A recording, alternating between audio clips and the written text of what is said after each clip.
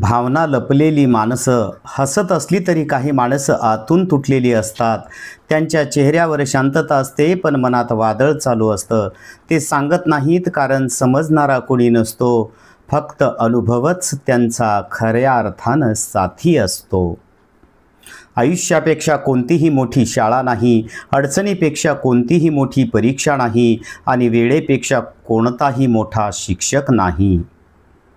आपल्यासोबत दुसऱ्यांचंही चांगलं व्हावं अशी मानसिकता ज्यांची असते त्यांना आयुष्यात खरंच काहीही कमी पडत नाही.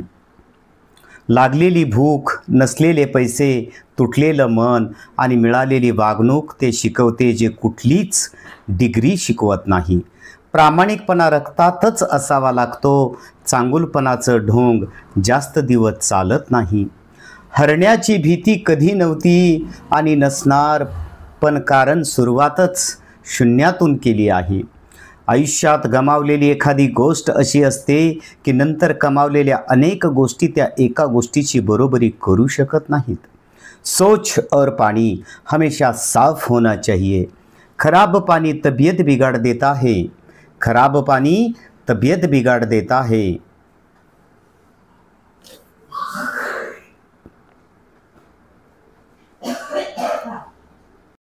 कर्तृत्ववान व्यक्ती कधी नशिबाच्या आहारी जात नाहीत आणि नशिबाच्या आहारी गेलेली व्यक्ती कधी कर्तृत्ववान होऊ शकत नाही. नशीबवादी होण्यापेक्षा प्रयत्नवादी व्हा.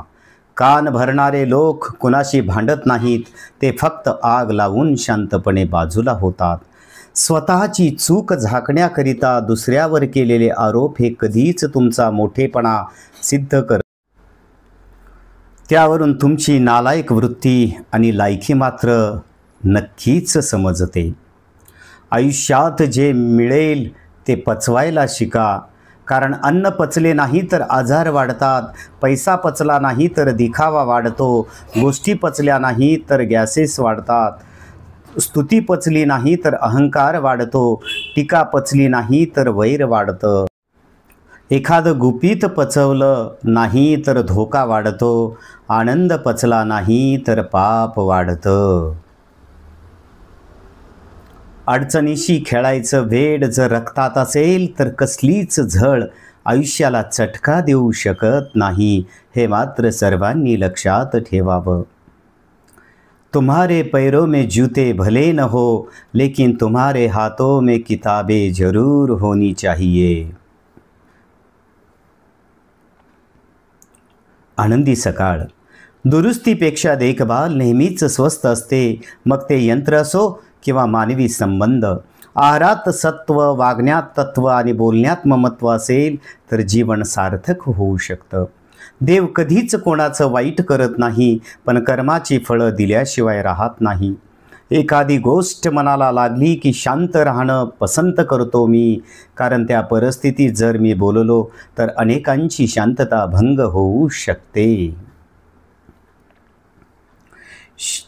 सोमेश्वर विद्यालयातील सर्व यशस्वी विद्यार्थ्यांचे हार्दिक हार्दिक अभिनंदन.